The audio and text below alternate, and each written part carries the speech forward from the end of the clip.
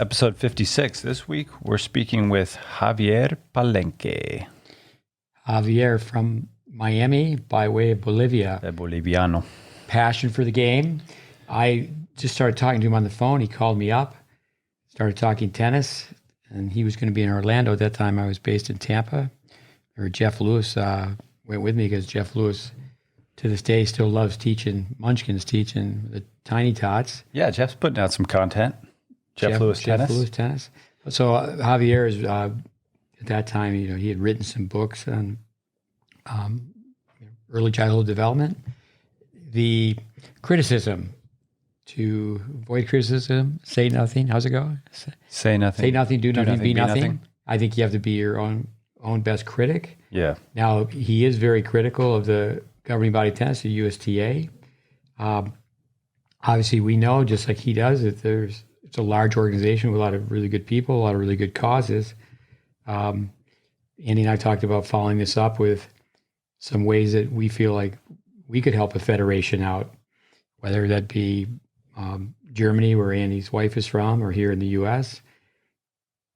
I think, one of the things that we were talking about a little bit is, it's not like our lane isn't really to get into the finances of, organizations and federations and things like that. Our lane is more with the nuts and bolts of tennis, but it's really interesting to hear all of this stuff. On many levels, we aspire to become a nonprofit, GreatBase Tennis Curriculum. We met with two highly intelligent people today just to talk about what we need to do to get it going to be a nonprofit.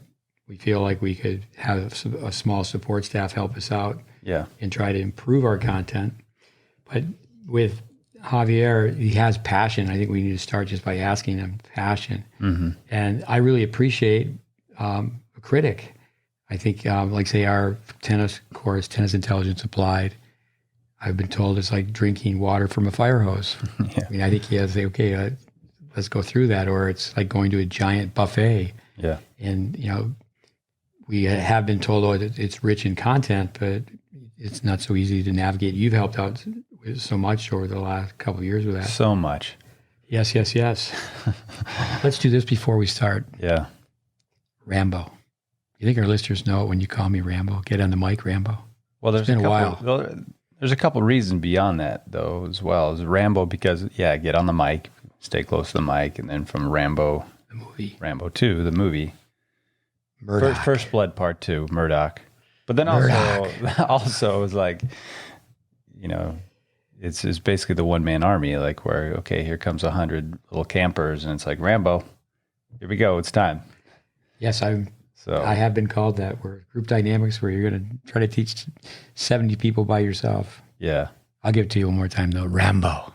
No, it's Murdoch. Murdoch. Yeah. I'm coming to get you. But let's get the show on the road. We're wasting time, and we have somebody who... we're having a little fun, though. Someone has value. I could do the Rambo, you're not expendable. Yeah. That part.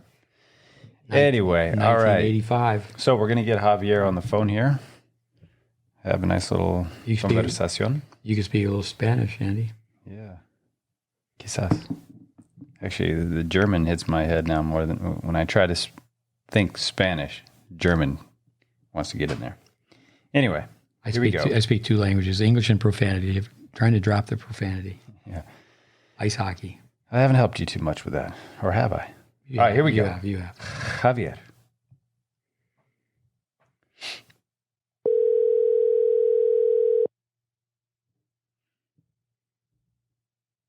Hello. Javier, bienvenido a la podcast GreatBase Tennis. Gracias. Muchas gracias. De nada. Javier. Good to have you. Thanks for being on the show. Yeah, thanks for your time. Thanks for your passion for the game. I know if you're 100% for the good of the game. Why don't we just start right there? Tell us a little bit about your background. Where's the passion come from? Well, thank you for having me, first of all, and thank you for the time to speak. I really appreciate it. I love the game because I was not very good at it. Where does the passion come from? I'll tell you a little bit about me. I learned how to play tennis at age 12. By the time I was, and then at the age of 12, the coach at the club that I was said, "Why don't you play?" And I'm like, "Okay." And I started playing, and I loved so much the experience of hitting against the wall and having a good time with kids at the club and meeting girls. And it was just the best time of my life. By the time I was 16, I was traveling around South America playing for Bolivia. I wasn't very good, but I was very hardworking. So I got to my level of maximum level that I could. And I thought it was pretty good. And if I, in my life, I don't think I had a more beautiful and enjoyable time than those years where I learned and played and competed and traveled.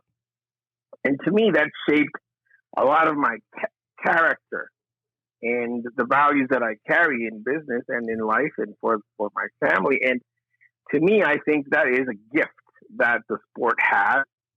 For a person like me that doesn't play very well, I was a Division III player in Albright College in Reading, Pennsylvania. But it gave me so much of a great background to steer my kids right, to steer my life right. I don't think that should be a privilege. I think everybody should be exposed to this wonderful experience and then let everybody do whatever their skills are to take them to whatever level they are meant to be taken. We got to jump back to your passion. Tell us about your academic background, what you do as far as your livelihood. Sure. I have a business degree from Boston University, a master's degree in marketing. I have executive education in Northwestern, and I have a bachelor's degree in finance. I'm an international business consultant. I do a lot of supply chain and efficiencies and management consulting in different industries. And I'm based out of Miami, and I play and I teach tennis as much as I can.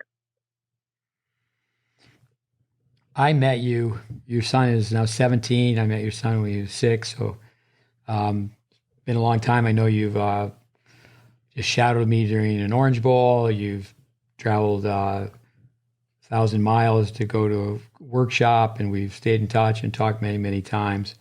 I think with the USTA, the governing body of tennis, especially on the player development side, that's the lane that Andy and I are in. We're forehands and backhands. I just came back from the national campus watching young players play doubles. I should say juniors. And I think, serve and volley tennis has gone away, and actually swinging at a forehand with an Eastern grip has gone away. That's the lane we're in. You do a lot of digging, and you know a lot about the business side of the USTA.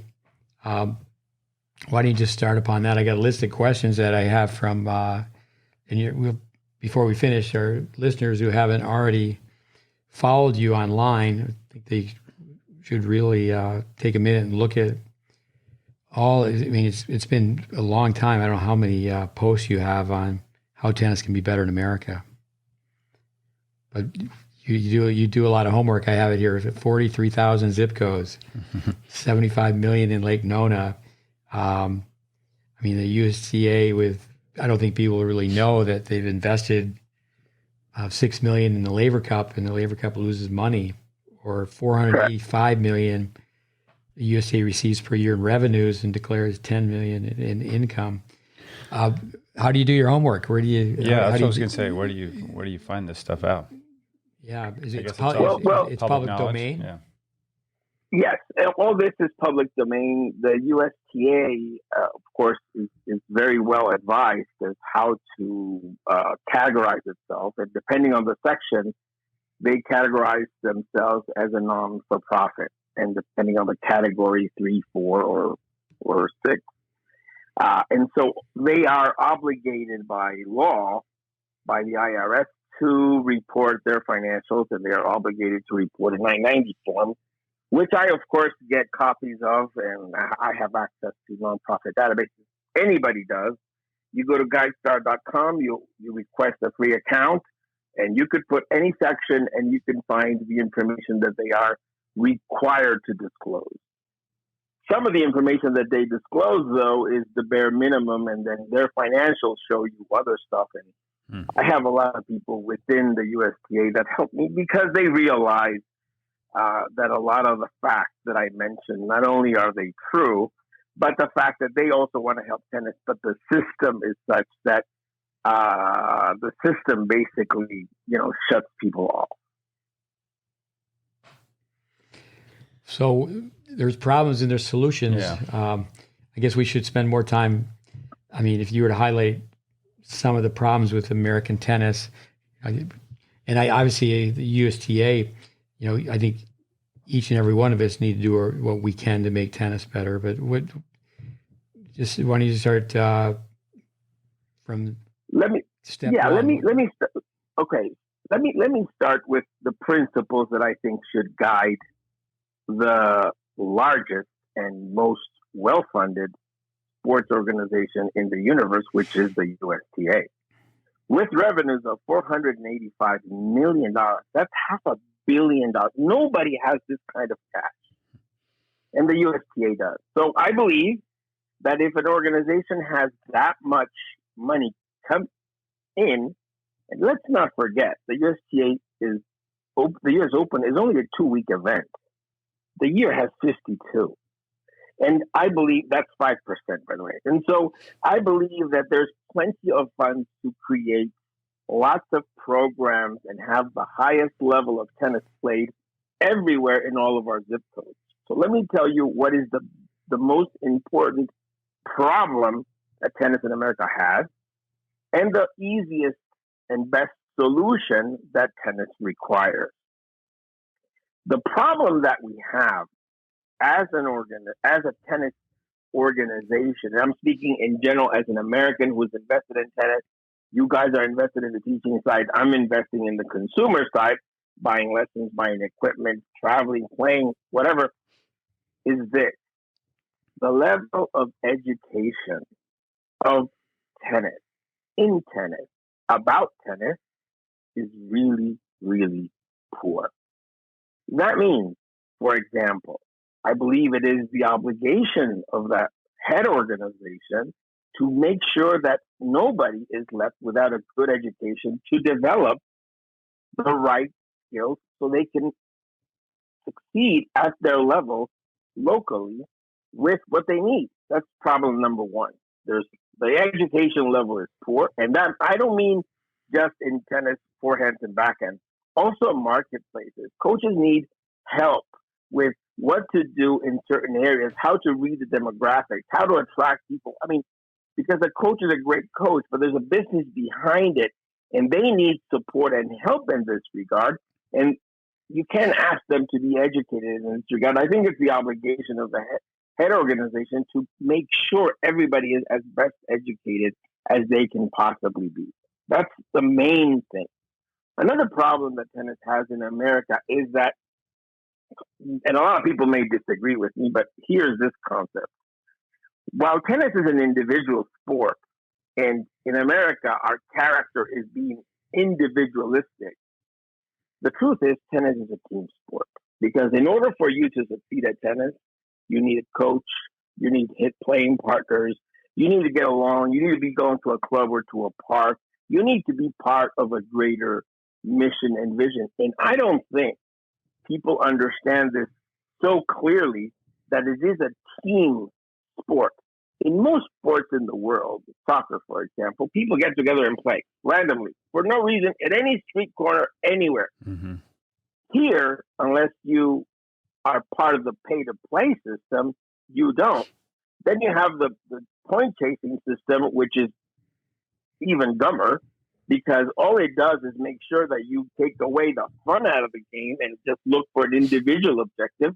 And so all these facts actually contribute nothing to the development of the game, to the quality of the game, or to the acceptance of the game for people who may not know the game or not. That's a second problem. A third problem that tennis has is that it is too expensive, and it's not necessarily supposed to be so expensive. We make it expensive. And that's another issue that has to be results. So it's education, it's access, it's affordability. But more important is, why do people play?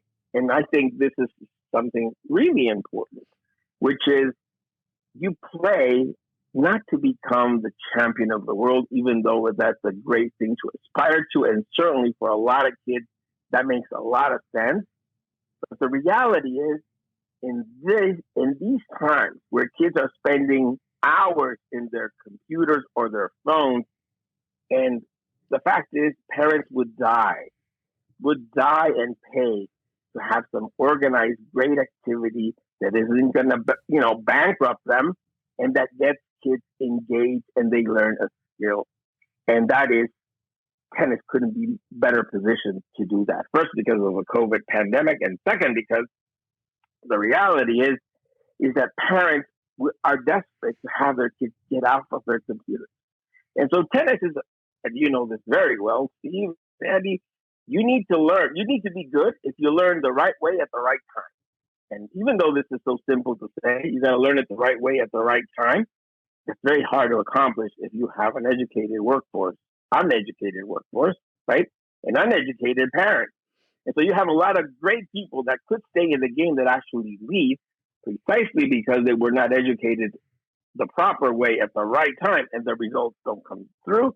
Or the parents that have high-level expectations, and of course, their results will also not come true. And then you have what is called the attrition. And the attrition is, of course, something that hurts everybody.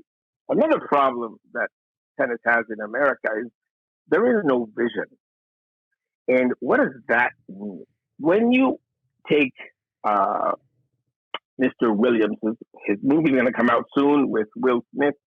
He had a vision. The vision was, I'm going to create these marvelous champions. To those who know him or follow him, it's important to understand he had the vision. And through his vision, it came true. The USTA doesn't have a vision. The USTA has a cultural problem. And when I say the USTA, I'm not against the USTA. Obviously, tennis needs the USTA. But what needs to change is the mindset, and there needs to be a vision. In order to have a vision in business, it means you actually took the time to figure out how to sell whatever, right? And how to include as many people as you possibly can. So you could, if you're a business, so you could profit as much as you can by selling whatever it is you're selling to as many people as you can. So your vision has to be inclusive so you can get the largest revenue for your shareholders, for your investors, for yourself, whatever the case may be. In the case of the USTA, the problem is this. They make a lot of money through the US Open. And this money confuses the whole mindset because they don't have a vision for the remainder 50 weeks. And this is an enormous problem. The problem is that we live in the tennis economy. I want my street coach or my close club coach or my park coach to be successful. Because if he's successful, I have activities for my kids. If he's not successful, it's a problem. It becomes a logistical problem for me to take to the kid from one place to the other. And while in some cases it's affordable, in other cases it's completely unaffordable. And so when the organization doesn't have the people that have the right vision to understand the problem and put solutions, you have the problem of arrogance. Because what they compare is not how many people play or don't play, but the U.S. Open is great. And while the U.S. Open may be great, the U.S. Open is another thing called the entertainment business. It's no different than Beauty and the Beast and Broadway. Beauty and the Beast in Broadway does not have an actor's development studio that they pay $23 million per year to develop an actor. The actors have to come out of somewhere. And it's the same thing. And this is what is failed to understand. So if you have a vision, you worry a lot about the parents. You worry a lot about the coaches. You worry a lot about the parks. You worry that those coaches make money wherever they are, because by making money, it means there's a lot of people being part of that. And then becomes the experience that the players have, the parents, the whole thing. And the tournament structure is completely flawed. Let me explain. Our kids, I mean, I've been in the tennis system with both of my kids. One of my kids quit, even though she's incredible. She said, I don't like this competition system. I'm not going to play. It's not fun enough. And nobody I know plays.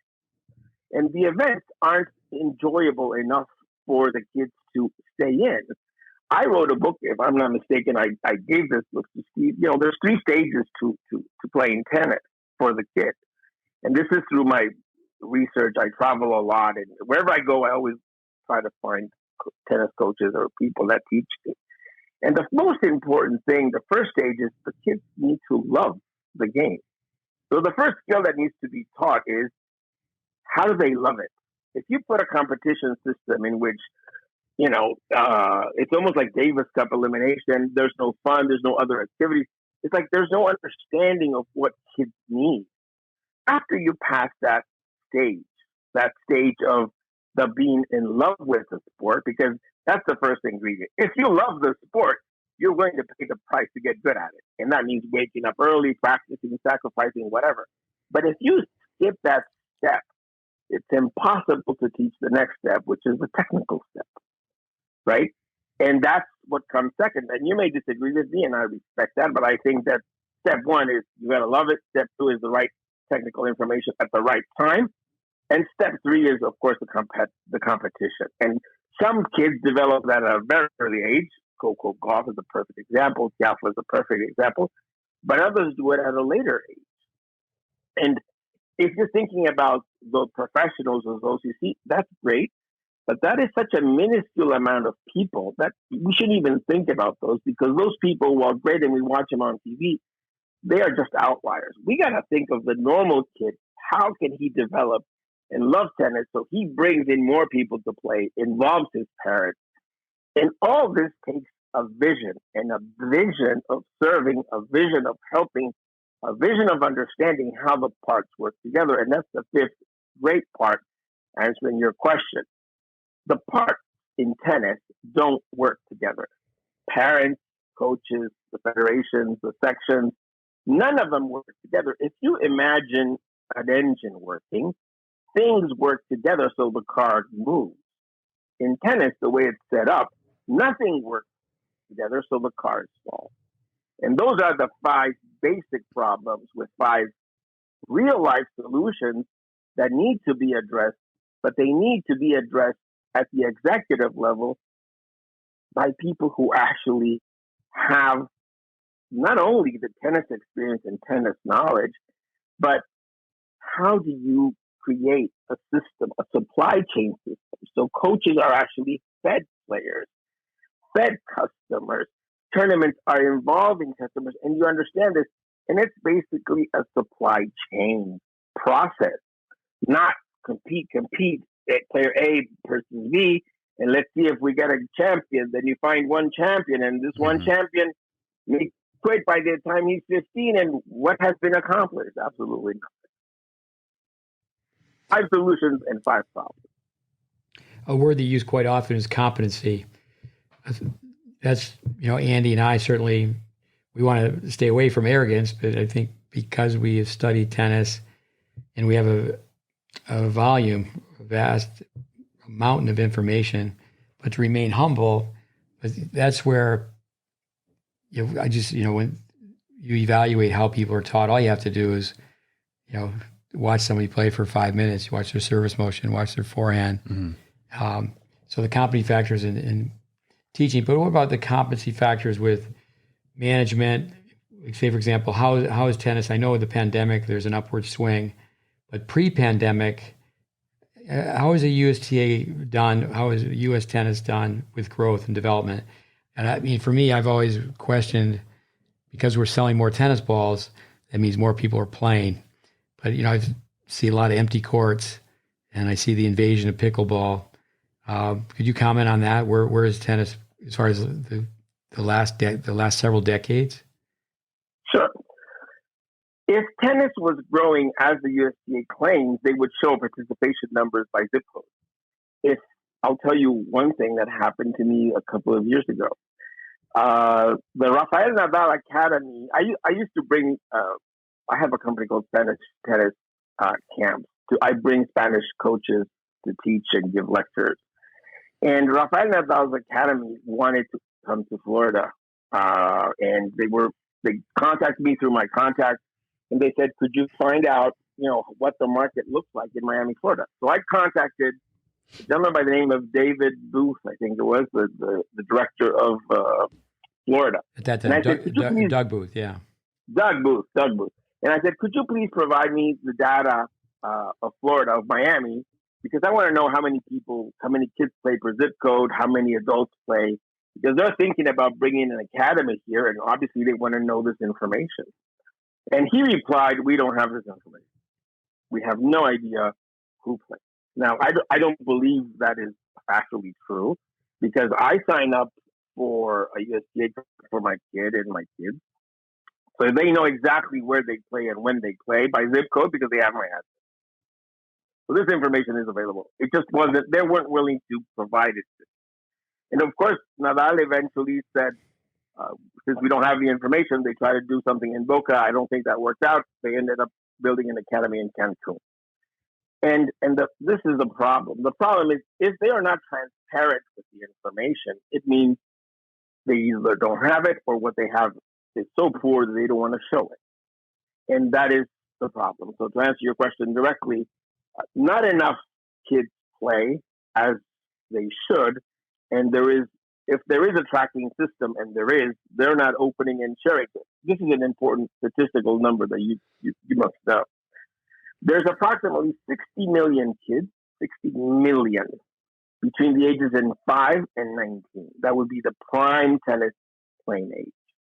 Then if you look how many kids are playing under the USTA system, the number they have is close to 100,000. And so if they know this, that only 100,000 play, and they know how many quit, what the USTA should do is say, "We have a participation problem. We need help.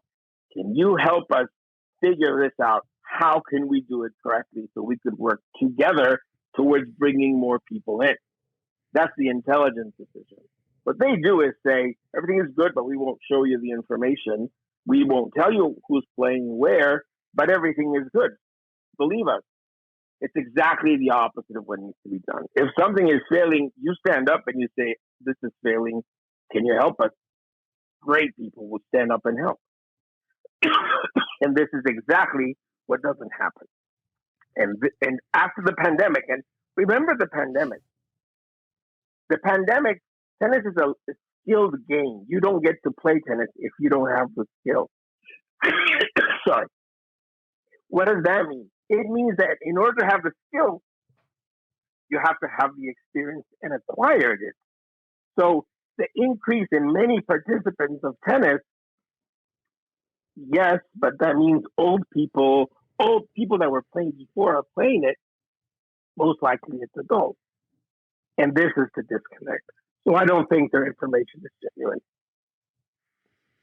I think you can talk about executive management, obviously the top of the triangle. We talked about our pillars. One is Peter Burwash, where Peter said, as the CEO, the success would be turning the triangle upside down. With the PTR and the USPTA, the governing bodies of tennis teachers in the U.S., they're certainly international. Maybe one is more international than the other, but they have members from all over the world. Now the USTA is accrediting them. Do you have any thoughts on that? Yes, I do. Yeah. I mean, here's the thing.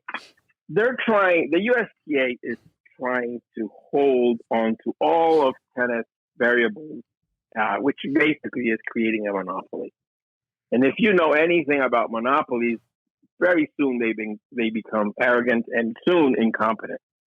What is needed is competition, and the USTA is trying to absorb this, so there is no competition. The problem is competition is good. There's a lot of individual coaches out there that are going to be able to give way, way better knowledge than these certificates that you may get. And what's happening is this actually becomes exclusive, meaning excluding people, great coaches who may not want to pay, whatever the case may be. And so soon you become totally dependent on the organization that if it's not transparent, they're already telling you something is not right. If they're not transparent about anything, it tells you there's a problem. That's really all you need to know. And so PTR and USPTA pretty soon will disappear, in my opinion. And then the USTA is going to absorb them. And then the USTA is going to create, I think, USTA University now. And I don't think that also doesn't make any sense. The knowledge of tennis is individual. You cannot produce a star, in my opinion. Just ask Mr. Williams.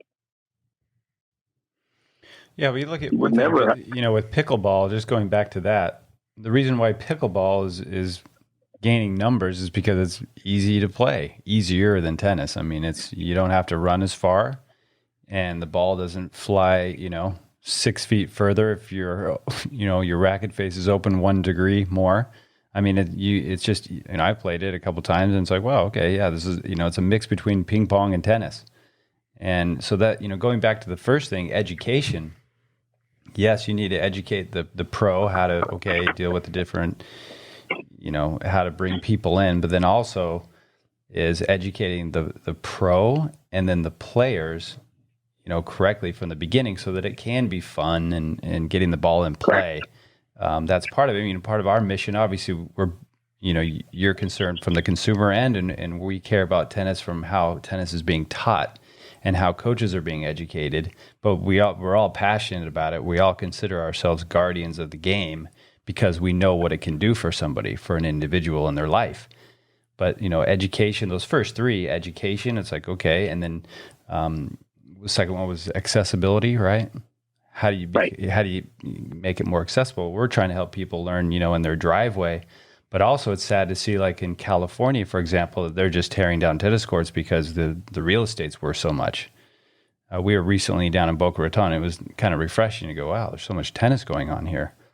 And then the affordability, yeah, tennis, it's like, hey, Steve says this all the time. Most tennis pros can't afford their own lessons. So finding a way where, the governing body of tennis, you've got all this money, and they do have some online educational things, their Dartfish TV, they have a channel, there, some things on YouTube, but really nothing that's, from, okay, here's the beginning, grips and really laid out there in a system. Right. And that's what Steve and I are really trying to do is just for free, put out some education that's based on all these different, past pillars, as we say. But those first three areas, I think if you can nail those down and really get the support of somebody that has millions and millions of dollars and everybody can come together, that will help. But, for me, it's always just going to be ego. And then people don't want to work with beginners so much. As Steve would say, people want to be third base coaches, because that's where all the sizzle is.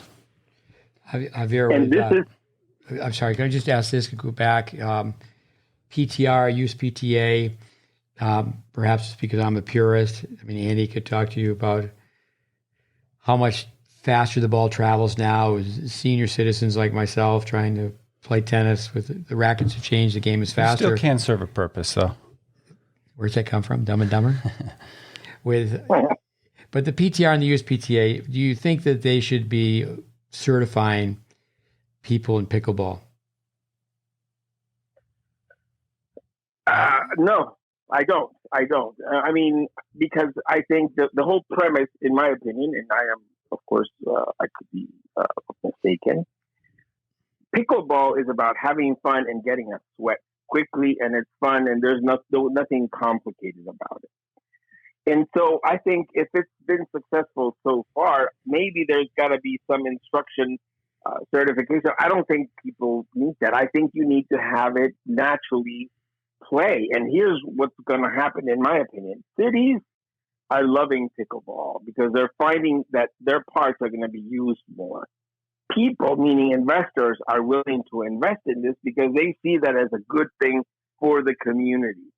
Now, I don't disagree with having a certification. Of course not. If you can teach it the right way, it's good. But the reality is this is a game that can be played, and I don't think it's mutually exclusive. I think people need to play it to enjoy it, and once they enjoy it, if enough of them enjoy it, then go to, you got to take the class. I don't think people want to take a class. They just want to play. I'll give you an example. The other day, I had all my nephews here, and we went to play. None of them play tennis. They play soccer or dance, whatever. And I was trying to teach them how to hit a forehand and a backhand. And they're like, come on, Uncle. We just want to play. Put the balls in. Let's play. In other words, they had no patience for any kind of lesson. And they are delighted to be there. And this is key to understand. Mm-hmm. You can't over-lesson the kids. They want to play.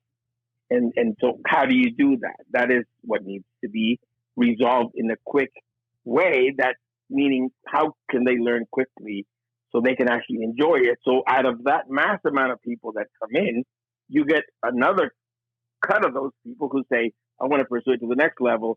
And then they are the ones that are going to feed the tennis system. Well, this is myth. And that comes down to the pro, right? I mean, the teacher has to make things enjoyable as well. You said something really important, Andy. And you said the beginner coaches are, in my opinion, are considered second-class coaches. When in fact, because of education, it all goes back to education. The most important coach at the beginning of a parent's tennis guiding career or a junior career is that coach that engages the kids to make them love it. Mm-hmm. And those coaches are pivotal, and they are so important because they bring the kids in. Exactly. And they are actually, in my opinion, way more valuable than the other coaches who deal with in high performance, because a lot of times, by the time she gets there, the effect of the coach, in my opinion, is not so large as it is at the beginning.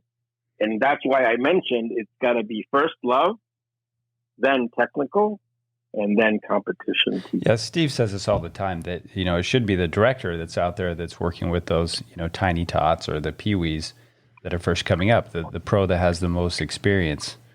The other thing we do, you have to do it. What's the word I'm looking for? It's a prerequisite is that the kids teach the other kids, the peer teaching. Correct. A couple of weeks ago, we were speaking with Kyle Lacroix, and, he mentioned, you guys know a little about peer teaching. He's like, yeah, that's a little bit of an understatement. It's all we do. I mean, the kids are all able to teach, and that works so well as well. The kids teaching and learning from their peers. Not only that, but if we can do this and the parents know basic things of tennis and the kid is involved, you're attacking one of the main problems, which is the affordability. Exactly. Right? Exactly. And let me give you a quote that is highly relevant. 2 days ago, I heard a podcast from I don't know who. He was interviewing Alan Schwartz, who was just inducted to the Hall of Fame of New York or somewhere up there, Chicago, somewhere. And he said this nice story. He said, the interviewer asked Schwartz, who used to be a USTA chairman, and I think he's 90-something now. And of course, Midtown are the clubs that he runs. He got turned down for 16 bank loans. He applied to 16 banks for his loan, and he got turned down. Then he found out that there was a classmate from his prep school years that was a bank manager at the Bank of Detroit. So he went and visited him and said, here's my application for the loan. And of course, he reviewed and presented all these documents and drawings and architectural renderings. And the bank managers, after a few days said, yes, you were approved. And he said, Alan Schwartz said, are you going to read any of these drawings? Are you going to see them? Are you going to make comments? He goes, no. And he goes, how come 16 of your colleagues turned me down and you didn't? And the bank manager said to Alan Schwartz, he said, well, because I remember you used to practice with me and I wasn't that good. And you were in the varsity. I wasn't at the varsity level, so I appreciate that. Number one. Mm-hmm. Number two, he said, I used to remember you used to fight for every single ball. And I figured that if you're going to fight for every single ball that I thought you can't get, I'm sure you're going to do everything to pay this loan back. So you got the loan.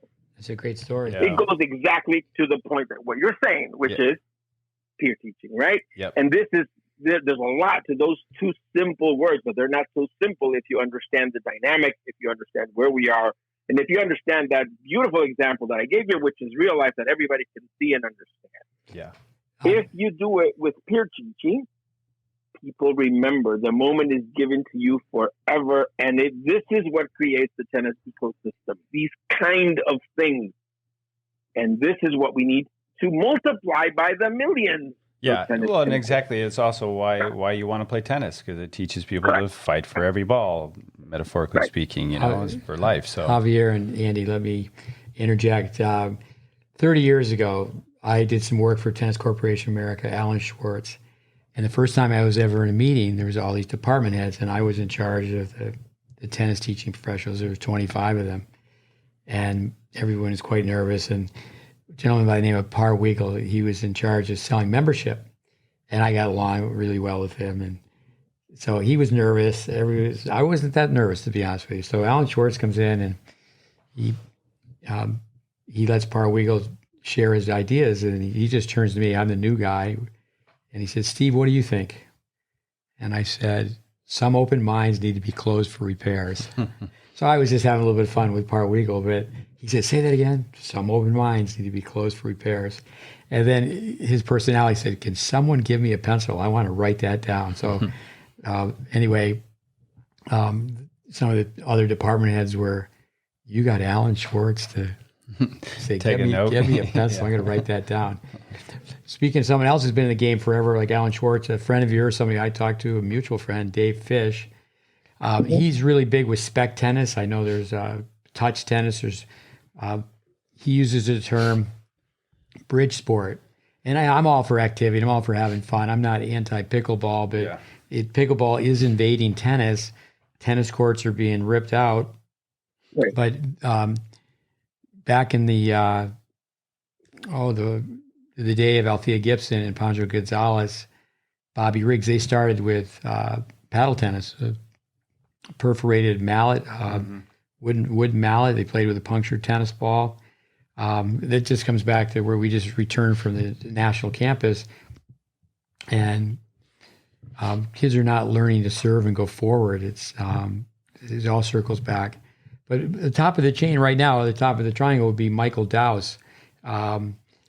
Is he listening to people like yourself? Is he listening to Dave Fish? Do you have his ear? Have you had a chance to talk to him? I had a chance to talk to him. I made a presentation to him, and quite frankly, I don't think he understands the issues that the organization has at its deepest levels. And of course, to be fair to him, he has a pandemic to deal with. And last year, the USTA lost $181 million. And this year, it's probably going to lose not $181 million, but a lot. And so they have a different problem. And this is the whole problem with the USTA. They believe that the USTA is the U.S. Open. The U.S. Open runs successfully. It's a great thing. It's great for America. It's great for tennis. But that's 2 weeks. Tennis is not that. Tennis is what you guys do, what I'm involved in. And I think at this moment in time, what is needed is a community approach to tennis. And I don't think Michael Dowse has addressed the issues, because the issues are structural, they're cultural, and they are threatening. And the pandemic should have been used to actually address those three things, and it hasn't. In 2020, for example, it was the perfect time to include people in looking for solutions. So 2021 could be a great year with the solutions that you have. Now you have the time to actually speak to everybody at once, right? Because they're not working. Everybody is locked in, and that didn't happen, right? And so this is key because that moment is never going to happen again. And so, I met him. He's a nice man. I just don't think he understands the problem. And sometimes people don't want to understand the problem because of the situations that they're in. Tennis needs a transformation. It doesn't need a caretaker. With the USTAU, I believe they have 9. We asked Kyle Lacroix. He's a graduate of Ferris State. Andy's presented there. I presented there. That was the second. In 1981, I was given the chance to revise a general recreation curriculum that had a tennis emphasis and make it a tennis major. What do you know? What comments would you have on USTAU, United States Tennis Association University program? That comes back to education.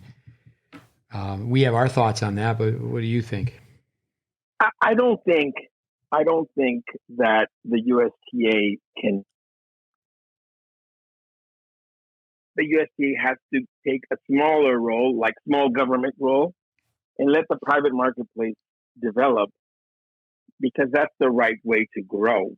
As a country, we've grown this way. They run exactly the opposite. They are big government. And the moment you become big, you become incompetent and you don't do anything right. That's the truth.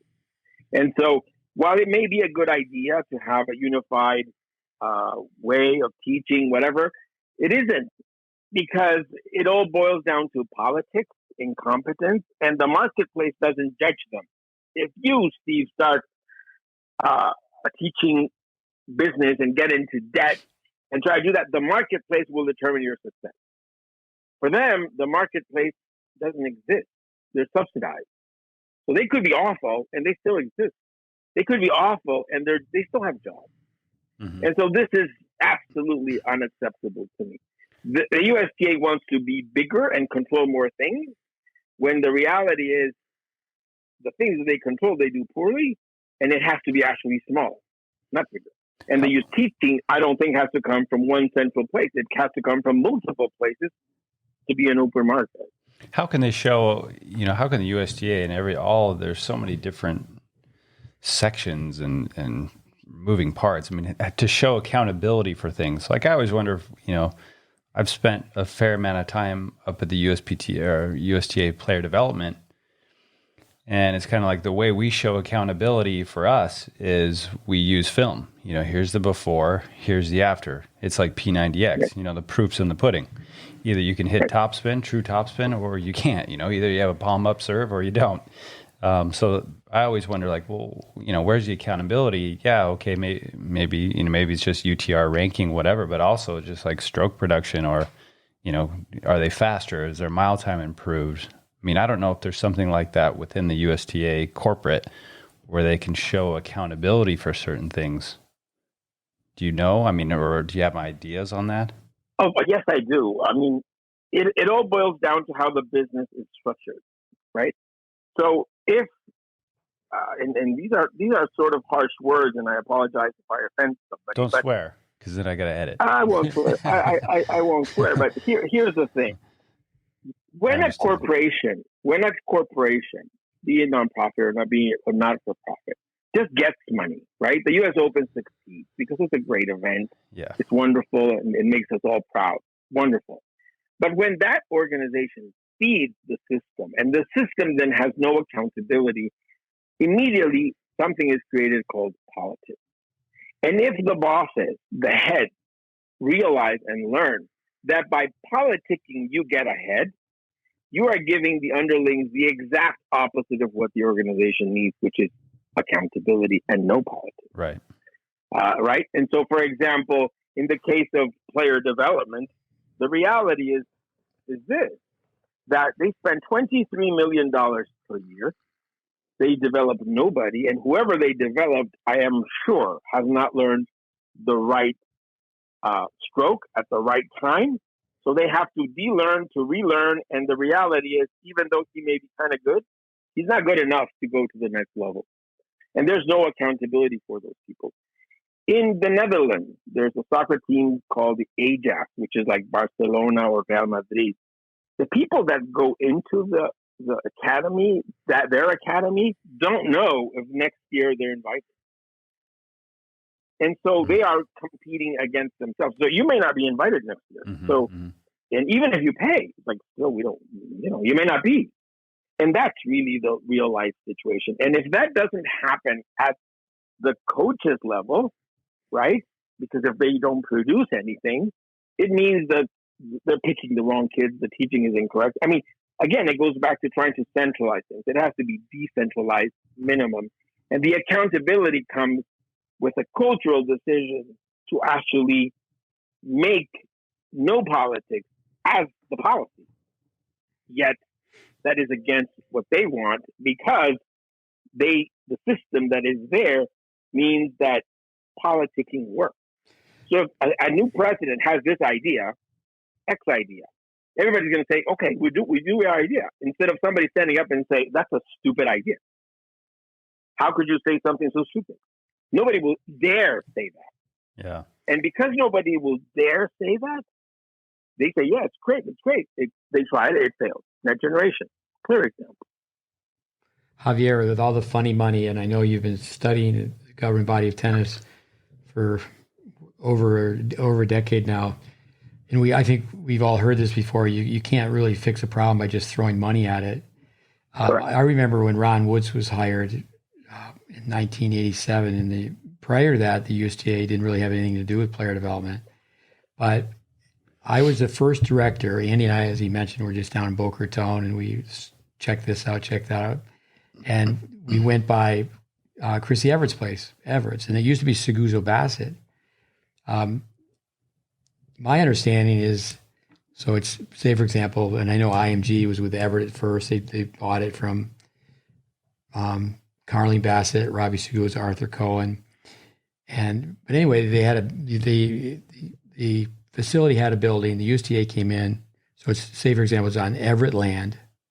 So the USTA builds a building, they pay for every penny, and they have to rent it back. And then several years go by, and now they moved to Lake Nona. And I would have never voted to spend all that much money on one zip code. But do you know if the accuracy of what I'm saying is that what happened with building a building on the Everett facility? So you take a nonprofit, you got a private company like Everett's, and then a nonprofit like the USTA, and the next thing they're working together. That seems like, I'm not a business person, but that just seems like that's a little strange. Yeah, I mean, it goes down to the good old boys club, right? If you're a federation that makes so much money, why do you need to hire somebody so you make your own? And why do you have to make it so big you can make lots of small ones, right? If that's what your intention is. And so there's a lot of things that we don't know about that, but that's part of the good old boys club that is there. But certainly, you're right. And they used to have it in Key Biscayne. I remember that because I was one of the first box seat holders at Key Biscayne. I remember the day that I paid $1,400. This is, I think, 20 some years ago, to have two seats. And you're right. I think there's a lot of things. There's a lot of misuse of funds. And as far as, this is what happens when it's political, when it's transparent. And Andy, to answer your question specifically, the way you show accountability, you're transparent with it. Mm-hmm. And so there has to be the will, but the will has to come from above, right? Yeah. The will has to come from above. That it's okay. Here's the truth, right? But they hide the truth. And the reason they hide it is because they want to remain unaccountable. And that's another thing. Well, and going back to player development too, just because, you touched upon that, what I see player development right now is set up more of just, it's player support. It's not, there's not, young childhood development classes going on, and they don't have like a feeder system up there where it's like, okay, going to lead into creating these champions. It's really, let's just say someone's a highly ranked junior and they're offered a chance to come in and train for a week and get some specialized training, maybe from a fitness trainer or a biomechanist or whoever it may be. Or even the pros, it's like, okay, they come and spend a few weeks here or there and train and have access to some trainers, or maybe it's a mental specialist. or to come and play matches together. So I don't really see it as, I mean, you could say, okay, an umbrella, yeah, it's helping with their overall development, but it's really just kind of like player support, for the best players in America. That's the way I see it. Well, I think so as far as they're not producing anybody, I mean, things don't happen overnight, but it's not, I don't really see it as this, from going from young childhood development to the pro, you're staying in that system. I think that there at Orlando. I think the player development program, IDing players, selecting them, that gets away from what made America great. Like you said, Javier, is competition. McDonald's goes on one corner. Next thing you know is Burger King is there. I just don't think the governing body of tennis should be in the selection game. But let me say this, Billie Jean King. Billie Jean King. Let me say real quick, Steve, if they do, they should talk to John Neednagel, have him be a consultant a little bit, that gets into brain typing. That's just a personal opinion, as far as, hey, here's a couple ISTPs. You want to get these kids. Well, I think also two grips. How are they hanging on the racket? Like Robert Lansdorp, years ago at the National Teachers Conference in New York. I wasn't there, but I got a manuscript, a copy of it. It was the Bees. It was Bollettieri, it was Burwash, it was Braden. There was Vandermeer and Robert Lansdorp. So Lansdorp finally spoke, and he didn't swear, but it sounded like he did. He said, for crying out loud, you're spending money on 15-year-olds that have been hanging on the racket like it's a frying pan for 10 years. And but coming back to Billie Jean King, and I think this ties in, because I want to ask you about money in the net generation. Billie Jean King said that the subordinates know what the coordinates are doing, but the coordinates don't know what the subordinates are doing. We feel like we have a pretty good idea of what's going on with player development. I mean, we've been a neighbor of the USTA National Campus for 3 years now, and Andy just said that certainly he's, very nice people, and he's been invited over. I guess it's just even an open door. Goes over and works with one of the players, because Matt Clore is somebody that we spent a lot of years with. But net generation, and before that, Quick Start, I know they had to drop the name Quick Start. How much money has been spent on net generation? We hear it's 25 million on player development. Does that include net generation, or is that more money? No. Net generation is more money. Overall, I think they tried it for 4 or 5 years, and they're trying to, instead of trying to be minimal and very careful with the money because they would be accountable to those shareholders, they're not. And this is the problem. Going back to player development, so I'll answer both questions. I've been to Lake Nona. I met the current chairman there. We didn't get to see player development. But if there's politics at any level, rest assured there's politics in player development. And if there's something you don't want at the player development level, it's politics. And so I'm sure there's a lot of kids there that don't belong there. And there's a lot of kids that belong there that are nowhere near there. That's one thing. And what I think personally that what they need is, you're right, support, but they need money for like traveling. If you don't know how to hit a good forehand by the time you're 16, I mean, forget it. You're not going to learn how to get a good forehand, not to be at a competitive level, and certainly not to be spending $23 million. $23 million, by the way, is $64 a year. Is $64,000 per day. It's outrageous. Wow! Say that again. Right? I mean, imagine the amount of money that could be. Could you say it one more time? $23 million per year is the equivalent of $64,000 per day that they spend. Mm-hmm. Wow! It's outrageous. It's unacceptable under any planet. Yeah, and so, go ahead. And so that's the one thing. And then to address your question, which is, how can we improve this? The only way is to become transparent, and that is exactly what they don't want to do. Because if they reveal the transparency, they know that they could have done so much better. And that's why the USTA is accountable to itself. With a lot of classy people, Tim Cass, Kathy Wood, Scott Schultz. I met with the three of them. And certainly they were, at that time, Tim was the general manager, Kathy was director of tennis, Scott was in charge of USTAU. Scott, because we had a background where he started Ferris State a few years after I started the tennis tech program, revised the general recreation curriculum. So it is political. I made a special trip to Florida. We were working on trying to save the Vic Braden Library, which now the Tennis Channel owns, but it's an archive that should be saved.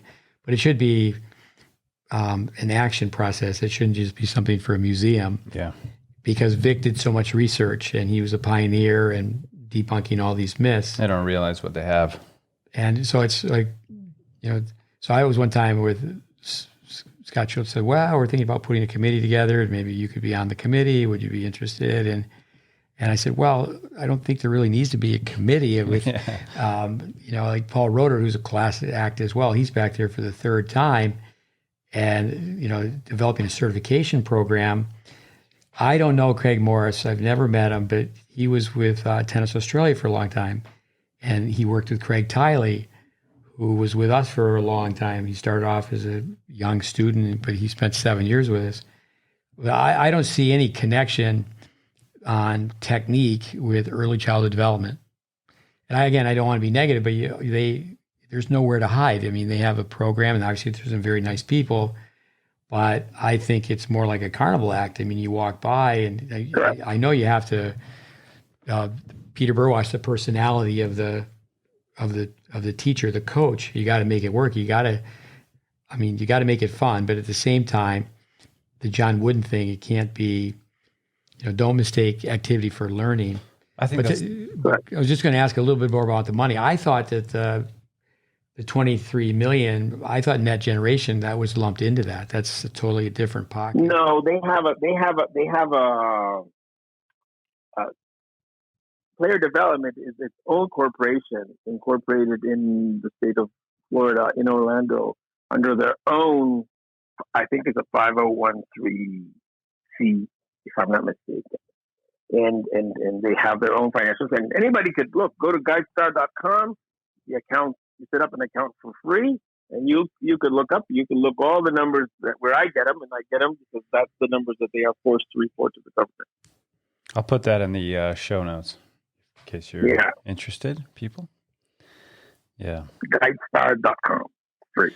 No, I was just going to say that, Steve and I talk about this a lot, that you'll watch a commercial for, the kids, whether it's Net Generation or any really organization where they're working with young kids. And a lot of times in the commercial, you see the kid throw the ball up, their palm up on serve, and it kind of boops them on top of the head, and they're laughing and they're having a good time. But in reality, it's really not that fun. Even though they may be smiling, but, eventually you do want to get the ball in the box. And right, so and that's the fun, right? Yeah, you got to make it fun. And that's exactly right. Vic Braden used to say, but, the danger of just letting kids go out there and just play is that you start to develop a motor program within about 8 hits. And then you have to unlearn, like you talked about before as well. If you don't have the forehand by the time you were 16, it's tough, Don't underestimate the human spirit. You can learn the game at any time, but it's tougher if you have a bunch of bad reps. That for me, that's a big one. Yeah, you have to be well trained in teaching basics to kids, and then you have to have a little bit of personality, and that's what's so tough for Steve. This is the key. Yes, right. Steve. The key is education, and in tennis it has to come at the right time for the right kid, and this is very complicated to do unless there's a bigger program that understands it and teaches this. And this is how you do it. Well, I think so many times, don't want to be so disrespectful, but so I was asked, and Rob Krychek, who's on our podcast, father of Austin Krychek, he put it together because he had read where Craig Tiley, when he was director of player development, he said it would take 10 years for him to develop a network of coaches. And Rob Krychek called Paul Roeder up and said, use my name third person, Steve Smith already has a network of coaches in the United States. So Paul was interested in, he was talking to me about speaking to the coaches. I said, well, I think there's a little too much ego, and that's not where I think education should be addressed. It should be more at the entry level. It's a whole different animal. There's so much ego involved. And I don't mean just the coaches, the national coaches are egotistical. I mean, some kid who's 15 years old and he thinks he's on top of the world, and he goes to college and he finds out he's number 2 in his dorm room. But so anyway, Paul Lubbers, who was with the USTA for a long time, highly educated guy, and they had hired Ann Pankhurst, who has a connection with the Murray family. She was with the LTA. But I just said to Paul, I said, what did that poster cost? They had a poster, and it was all about stage development, and it was a series of kids at a young age hitting a forehand or a serve. Mm-hmm. And that comes back to, say, for example, Welby Van Horn, the body balance position. If people were to study the history of their subject, how did he have so much success on a handful of courts in San Juan, Puerto Rico, where for a decade he developed more national champions in the state of Florida? And, it's like, we're talking to Warren Pretorius and all the time about tennis, and I think he has a very good analogy, is that you should have a treasure chest, and here's a nugget. In the Welby Van Horn balance approach, that's a nugget, just like Vic Braden's facts. And so, yeah, we're that subordinate. I don't think that Michael Dowse is going to be calling us anytime soon, but it's not Andy and Steve stuff. We're sharing content from really proven tennis teachers from the past. So I don't think it's a matter of spending all this money to reinvent the wheel. I think that it's just a matter of common sense, which perhaps is not so common. Not so common. Well, but not only that, but it goes down to two things: humility and transparency. Because you only know how much you don't know if you're smart. And the fact is, we know very little about a lot of things. That's number one. And number two, if you're transparent, you can easily see the problem and get people to help you, as opposed to try to hide the problem. Well, Andy, I've requested. Go ahead. I requested a meeting with the Pat Galbraith, who is the current past president and who has been there for 14 years. And I said, in order to understand my solution, there's 3 books you got to read. One book called The Engine of Impact, which tells you how to run a nonprofit in these times, meaning the modern world. There's another book called Business, The Heart of Business, which has been written by the ex-Best Buy CEO.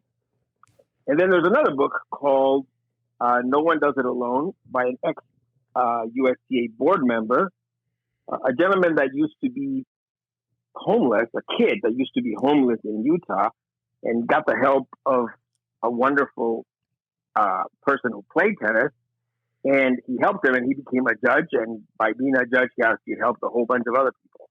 And this goes back to knowledge. As of today, they won't grant me a meeting to actually enlighten them. Javier, let me tell you this, Andy.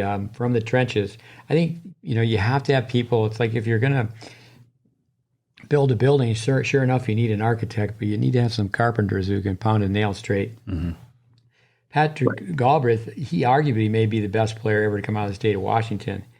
But one of our pillars, Jim Verdick, in fact, we're going to be talking to Jim Lair here in a few days on one of our podcasts. And I used to spend summers with Jim and Jim. I spent a lot of time with both of them, and that was all set up through Dennis Vandermeer. But Jim Verdick's son, Doug Verdick, was Patrick Galbraith's coach. Mm-hmm. Patrick Galbraith, who I'm not sure exactly what he's been doing, he's a world-class tennis player, and obviously he's been, to get to the point where he's the chairman of the board, he's, I'm sure, been connected with tennis and been contributing to tennis his whole life. But I really think to turn the clock back is that, Jim Verdick won 15 national championships at Redlands, and what a coach. Dennis Vandermeer used to say he was the brains behind the PTR. So Doug Verdick became a great player. When Dave Fish was put in the Hall of Fame as a college coach, Doug Verdick was put in, and he was put in because he had such a successful playing career playing college tennis.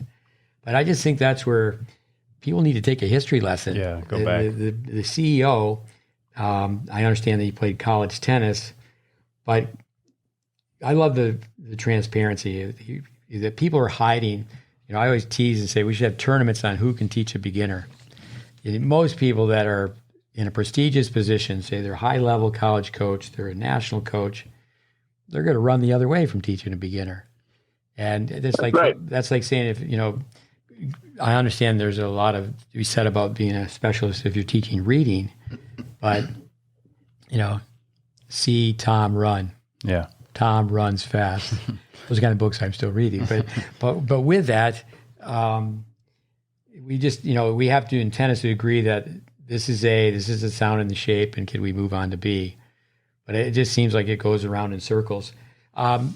Solutions. Do you see any solutions around the corner? Do you think change is in the air? I mean, is it just going to be more of the same? I don't think there's change in the air, because if there was, or if I felt it, if you know that there's a problem, imagine if the USTA was a public company or owned by a few owners. Everything would change in seconds. And this goes back to the accountability, right? Everything would change in seconds because the marketplace is telling you what you're doing is not good. But if money keeps on coming in from the US Open, then it goes back to politics. And what I'm saying is so fundamentally correct and accurate. Deloitte, you would have to pay Deloitte millions of dollars to give you this insight that I'm giving you and telling you, and this is something that has to come from the board to decide what are we going to do. By losing the USTA last year, $181 million, their cash reserves dropped from 156 to 116. I think they spent their investment money from, 100 and some million. It's down now to 20.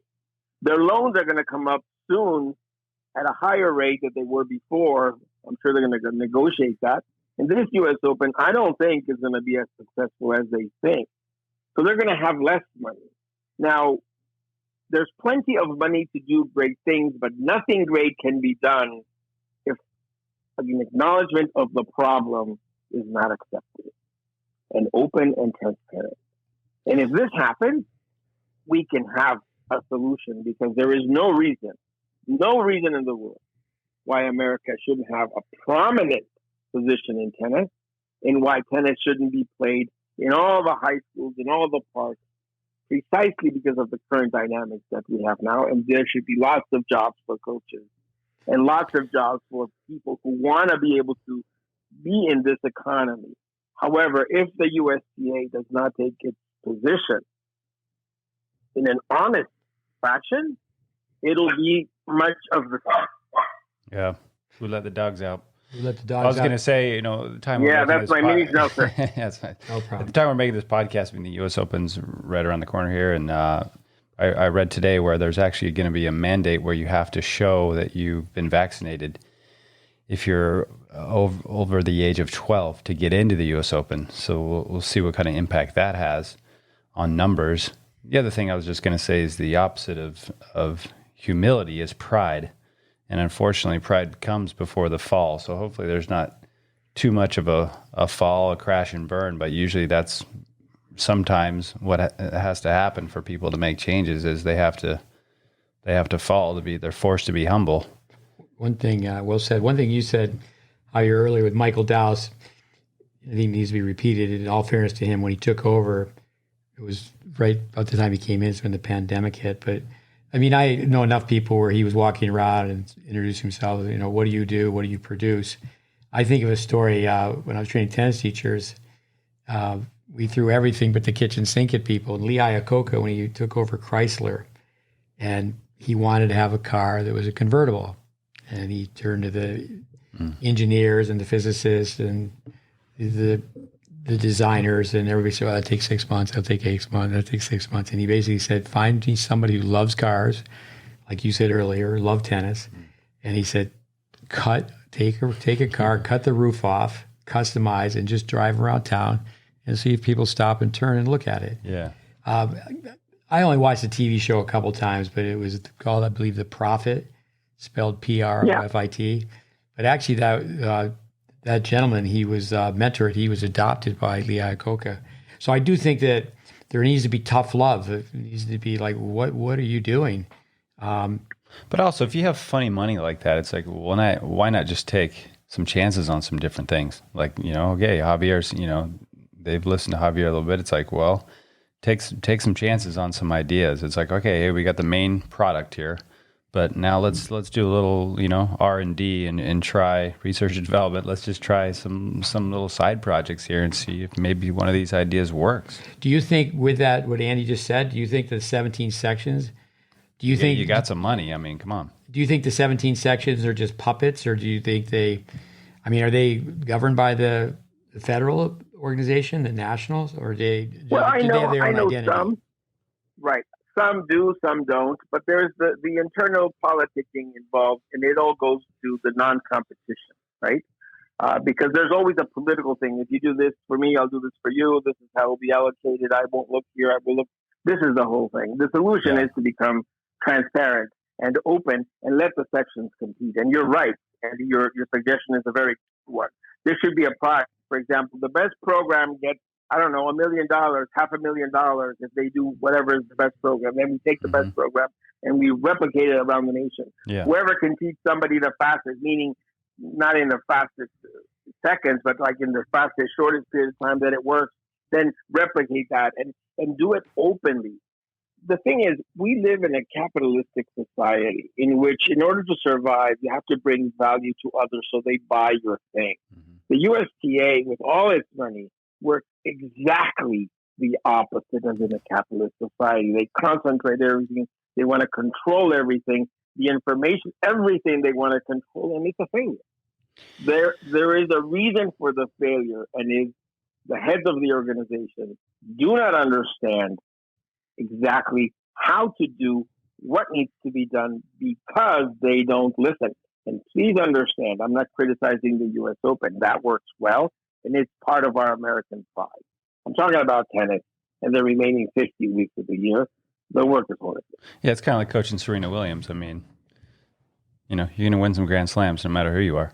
So it's like the U.S. Open. It's going to be successful. That's correct. But you're right, Andy. That suggestion is 100% accurate. It should act more like an investment, like a private equity. Okay, some money for this program, some money for this. Does it work? Does it not work? Some will fail, some will succeed. It doesn't matter. Yeah. Hey, your app, that was great. And all of a sudden it changes the way on Facebook or whatever, Instagram. Correct. Correct. So they're going to take some chances on some different things, and one of them is going to hit. And it should be open. And then it changes the world. I think that term... It should be open. Yep. I think the term pilot project, I was watching the World Cup many years ago. It was being televised, and I was just listening to soccer experts. And, obviously, like even Canada, there's more people participating in soccer in Canada than there is ice hockey. So, it's, you always hear that even though the U.S. women have done very well, there's room for improvement in soccer. It's a relatively new sport here in the States. But one gentleman said what they really should do is, take one city, one region, one area, and say this is what we're going to do from a player development standpoint. Mm-hmm. But I do think it's a matter of getting people to work together. I think to grow the sport, correct. I think it's a matter of, there should be respect. And I went through the Spanish program, and it was just stated over and over again that in some places in the world, if you're teaching a beginner, you're respected. And then also there's a connection, Braden, there's no such thing as little strokes for little folks. I mean, the ready position is the ready position. And, the physical laws, the dimensions of the court are the same. But, that's our area of, we feel like we could really help out. And that's, where we put a lot of effort into giving out free content. So you've really studied the problems. If you could be the commissioner or the governing body of tennis, I should say the USTA, the board of directors, we're going to listen to you. The CEO is going to hire you. What would be just a few things like, okay, this would be my agenda. This is what we got to do to solve some problems. Well, the first thing I would do is make sure that they all understand the problem with, there's a term in Spanish that's really, really good. It's called, let's talk openly. And don't take anything personal. I mean, there's a lot of great people and good people. I have no doubts about that. But sometimes the collective thinking is actually the problem. And so they need to open their doors to listen to other ideas and listen and understand what they've done wrong. But if they want to defend themselves and not hear that, it's impossible to make progress. And I do believe that if you're a private company, you can do that. But if you're a nonprofit, you actually cannot do that. Because there's a reason the government grants a nonprofit employer ID number. And that is because the government knows that the market cannot cover that particular area, and so therefore grants a tax benefit to whomever tries to cover that area in order to bring people in. That's the investment the government makes in any enterprise that wants to be a nonprofit. In exchange, it expects that those running that nonprofit are trying to help and do good. And this is what the USTA does not do. And they need to hear this. And they need to hear this from a strong position so they comprehend the solution. Tennis can grow in this country if we all work together. But it doesn't. We don't work together. And this is the flaw of the system. And that's the first thing I would say. And I've been insisting in trying to speak to this Galbraith gentleman, but he, what is the reason for not listening to good advice? You won't like the advice? Well, if we're for the sport, you'll listen to all advice.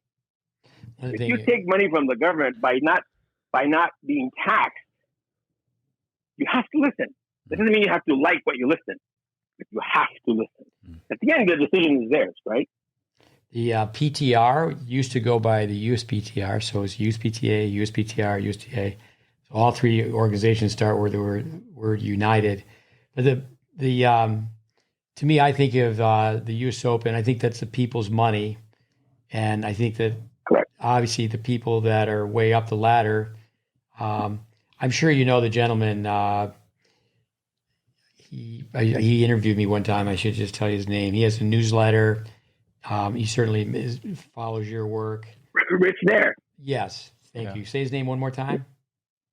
Rich Nair. He's been out to the tennis college before. Yeah, and in fact, he talked to me about the Vic Braden Tennis Library at one point. I think that the people that are being highly, they're well paid. What is the breakdown of, say, for the different sections? And I know that's available. Like, how much of the budget for the Intermountain, or how for New England, or here in Florida, Southern Cal, what type of percentage of the budget is spent on administration? I would think that would be a change right away. Right. Well, this is correct, because there is money to grow the game, but the money is actually not overseen in the proper way. And if you go to guidestar.com, you could put up all these sections. You will find out how much each section gets. On average, the USDA spends about $60 million in all 17 sections. But here's what's really bad about that. On average, and meaning, the vast majority of them spend most of that grant money in payroll. Yeah. Or overhead. So even though there's $60 million to grow the game, okay, that's a lot. If you add the $23 million for player development, that's $83 million. That's a lot of money. If you take those $60 million and you realize that there's not much for programs, and understand programs doesn't mean net generation. It means coaches teaching, coaches bringing people in, making sure certain parks work because it has some sort of an incentive to bring people in and create a system that feeds more people into the tennis system. So tennis really doesn't give $60 million to community tennis as the USDA would like you to believe. If you go down those numbers, I don't think in programs is more than maybe pushing it $5 to $6 million out of those 60. $5 to $6 million in 50 states, in 43,000 zip codes, is the equivalent of nothing. One story. So they expect tennis to grow without putting any money. This is absurd. Yeah. One story to share with our listeners. You're living in Miami, been your home for a long time, and then you basically shadow me for a week. And young Victor Lilov, I remember you interviewing him and spending time with him. He wins the Orange Bowl. And granted, you have to credit his parents because he just loves, the passion he had for tennis. Actually, one of my students, Mark Spann from Philadelphia, who we're going to get on this podcast, is very interesting tennis background. His mother won a Wimbledon title, and he's one of our students from our tennis tech days. But he just knew that this young kid had passion. And what was an amazing story is the father brought Victor to our place and said, is there any way he could stay here? And, he's just turning 8 years of age. And I said, well, he's too young. But then I found out that his sister, Radina, was a scholar. And she was just going into she was finishing high school. I believe she was going into her senior year. It might have been her junior year. But, she had almost a perfect score on the SAT, that type of thing. And here's a story about the family is they took the information. So when the father came, he just, Ludmill, he just brought Victor. So then they come back and he comes back with Radina. And so several months had gone by. So they were in regular school at the time. So they had to wait for another school vacation. And then when she comes back, it was, she hadn't played much tennis, but you toss her a ball, she just had flawless strokes. So, we understand that you do get to the point where its style comes into it, but just, for us, maybe we couldn't find 10,000. We have so much, and it was just the time when we were working with him that we started doing quite a few things on social media. So there's so much film on how he was taught as a beginner. Mm-hmm. And it's like with Ashton Kruger, she just won the 16s. I was told, I was over at the USTA talking to some kids that I've coached, their parents. I was told that Mark Spann mentioned him, that the girl he worked with, she just won the 18 clays. But people don't really know that, there's no substitute for a good beginning. A lot of these kids go on and the federation start working with them and they get agents and what have you. But my point with that is there wasn't a lot of money. The family, the Lillo family, they've got their child where he is. They had to training off a cone from Home Depot. Yeah, you get a cone from Home Depot. You're welcome, Home Depot. You get a cone and you go to Lowe's too. Let me give a little shout out to Lowe's. You can stand in front of a mirror. Right. So there was a lot done by the family. I think the family, people don't realize that the family is more powerful than the federation. I think, get myself in trouble, but really, it'd be pretty drastic. And I know there'd be a lot of people who'd be like, oh, gee, my job, a lot of nice people. But I said the other day in a podcast, I think the USTA could drop player development and spend that money. Maybe it's not the best word, but to police the sport, to regulate the sport. How is the game being taught? Like Andy said, is that you can just film. You film someone. Yeah, for me, the parents don't know. Many times, and I'm not trying to be off the wall, but parents will say, someone has sent their child to us and we filmed them and they say, what do you think? And I say, right now, the light at the end of the tunnel is a train coming right at your kid. They're athletic and they're competitive. They're a fighter. They're winning, but they have so many holes in their game. But I think that's probably too much on the player development side. But coming back to the funny money, the people's money, just the accountability on where it's spent. And what you get for it in the end. What's the end because result? that goes to accountability. But for example, all that money that comes to the U.S. Open, whose is it? It's the people's money. That is correct. It's the mission's money. It's the missions, and that's the key word. That money belongs to the mission. And therefore, that money has to be shown transparently. This is how much we got. This is how the mission is improved. We just got $10 more million for ESPN contract in 2015 for an 8 years, $800 million. That's $10 million more dollars per year. They should say, this is how we're spending the $10 million. None of this happened because they believe it's their money. No, it isn't. Mm-hmm. It's the mission. Yeah. And they need to be confronted with this. It's the people's money, and the people's money is the mission's money. Show me how you've grown the mission. And Javier, what is the mission? Well, according to their paperwork, is to grow tennis. Yet they don't give you anything that says they did. Yeah, and then you have to have the mission, and then you have to have the vision, like you said. Public They domain. don't have a vision. They don't have a vision. They don't have a vision. They don't have a mission, and they have the cash. But now they're in a pickle because they have to somehow figure out how to make up $181 million. They can't. That doesn't mean anything to tennis the remaining 50 weeks. Because as I said before, in programs, really, out of all that money, at best, it's $6 million. So there's plenty of money to improve programs and teaching and coaching, even though the USTA loses $181 million. Well, the term the fat cat's not going to do too well in the wild. I think what you said earlier about the public domain, I worked for a two-year college throughout the 80s, 10-year period, and our budget for the entire year was the same as the president's party, the funds that he had to host parties.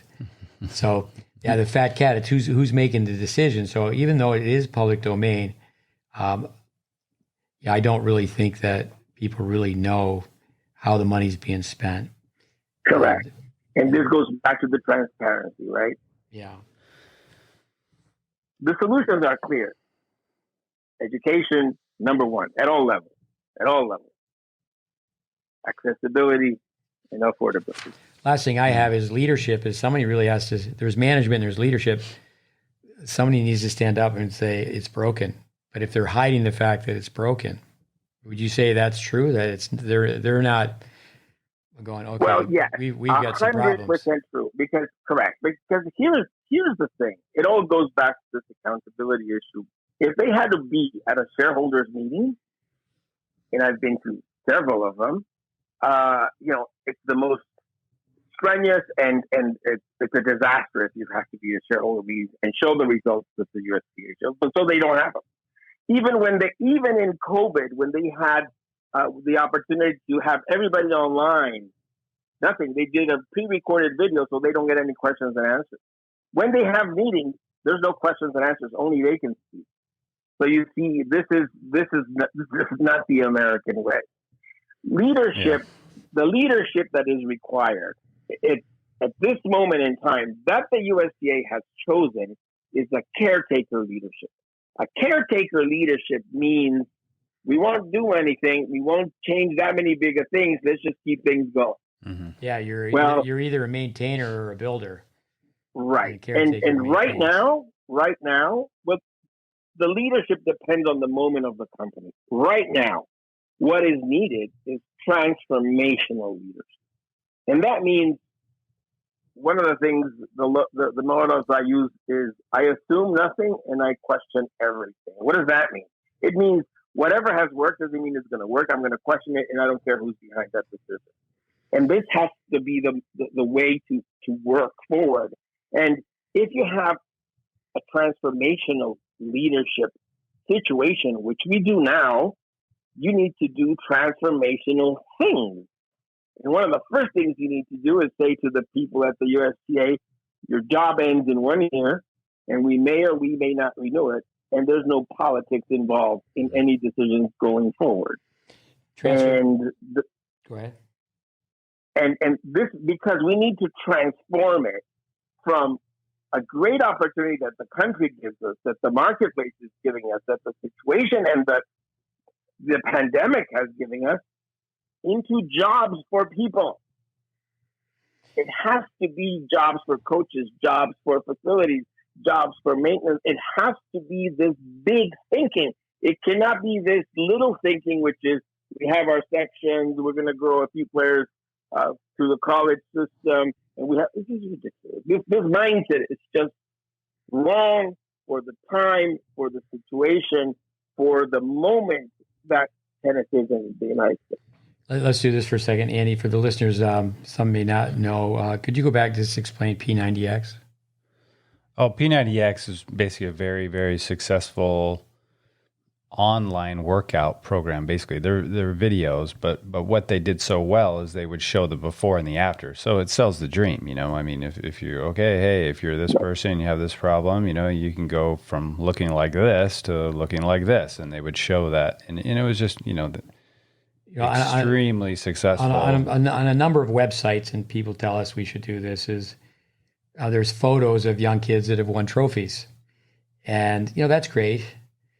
Brandon Flanagan, one of our longtime associates, he said the word transformational, that we need to get that out there more, where someone comes and works with us and here's their forehand in the beginning, here's their forehand at the end, instead of the 2-inch trophy. Yeah. But the change. Let me wrap this up. And then, if you guys want to take it a little bit further, but I've told our listeners, Javier for the longest time, you should be on 60 Minutes. And I think, people would say, hear what you have to say and say it's so controversial. I don't really think of it as being controversial. But when I was a young kid working for Braden, my job was pretty much loading slides, but 60 Minutes and crew in the week before. And Vic, he didn't hit 60 Minutes. He wasn't controversial enough. I told him, I said, Vic, why don't you say that, teaching tennis is so unregulated and people are getting such bad information. Yeah. I mean, if tennis teachers were doctors, people, Welby Van Hornline, people would be falling dead in the streets. But here's my question with that is, so I've put up some of your material. You have a post, or you put together an article, and I put it up, and I'll get people that will email me and say, how could you do that? And do you have a lot of people that, I mean, I know you have people that are for you and against you, but do you have a lot of people that just say, hey, you're, they just want to see the world through rose-colored glasses and don't want to accept what the problems are, and then they're negative towards, they just think of you, which I think so much of it is factual, but they just think of what you do, Javier, as being negative. Well, it's exactly the opposite, right?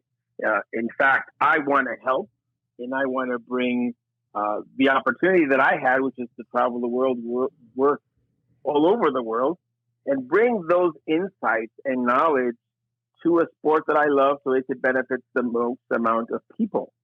And quite frankly, before I started writing the articles that I have, I requested a meeting with the board in the most respectful of fashion. And I was this. And I said, just hear me out.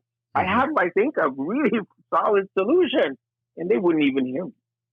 And so I started writing, more poignant points to the solution. Yeah. And if you read my articles, the solution is in the article.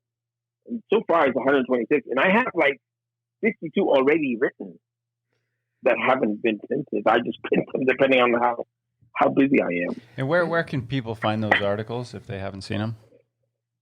They're in my profile in LinkedIn, Javier Palenque, or you can see in a medium.com. Okay. And you will see them. And when you read the article, know this.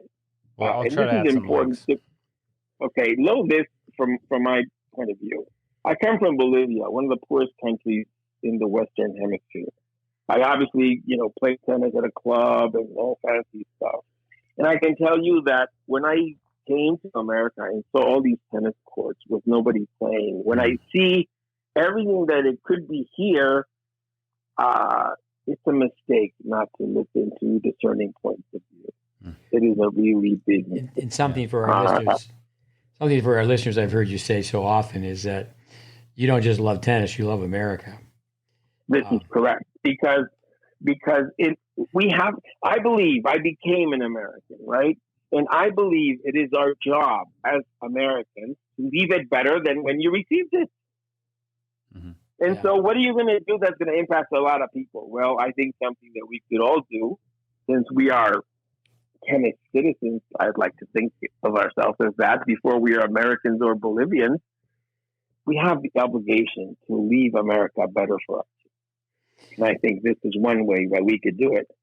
But we can't do it if we don't work together. We can't do it if we are hiding information. We can only do it if we have a vision and a common goal, and that is to grow the game for real and to let the benefits of the game touch as many people as is humanly possible. Yeah, some education and a hard dose of some honesty. Yeah. No, it's been great to have you on. We'll have to do it again. I think for me, a takeaway, there's so many nuggets, but to be humble. I know that Andy and I, sometimes we feel like we're coming across, as egomaniacs with tennis teaching, but like Dennis Vandermeer was just inducted in the Tennis Hall of Fame. Just did so many things so well. And then certainly for us, and actually Vandermeer and Braden, we talked about in our podcast, they connected and became friends, towards the end of the, Vic's life. Dennis passed away afterwards, but yeah, that's for us. It's like, oh yeah, you think someone would want to ask is that, well, okay, you have like say the PTR, the founder is Dennis Vandermeer. So we have a pretty good handle on all the years that we listened and studied Dennis's contributions, but then we add Braden to it. But no, we really pretty much are. And I think that, we're going to talk to Jim Lair, as I mentioned. One thing I really appreciate about Jim is he stayed in his lane. I have private films where he'd come and talk to our students. We have him come in every other year. And, he didn't masquerade as a biomechanist. For example, he's a sports psychologist. And but I do think that's something, too, is that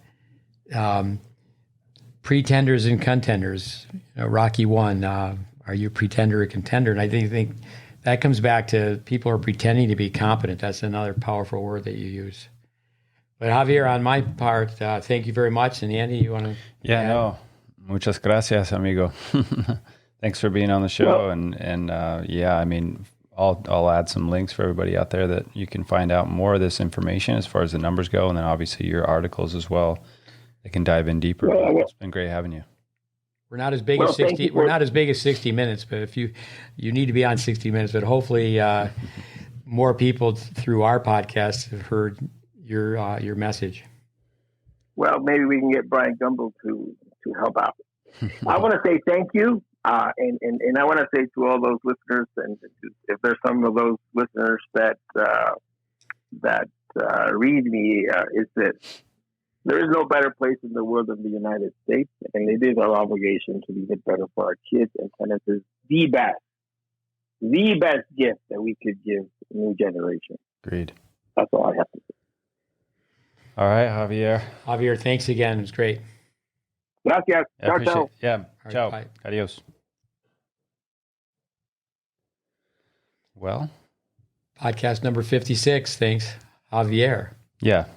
Lot of discussion there. I mean, it's a lot of it's eye opening, and it just gets you thinking about everything. And yeah, and no easy. I don't think that you could say easy solutions and whatnot, but education for me is obviously the big one. Is why we're trying to do what we're trying to do, and then it's personal. Like, hey, I wish I would have had I think accessibility to information. And I think that somebody would listen to this and think we've thrown a lot of stones at the USTA, but you got to look in the mirror first. You got to be self-critical. What is each individual doing for the sport? Yeah, to make the sport better.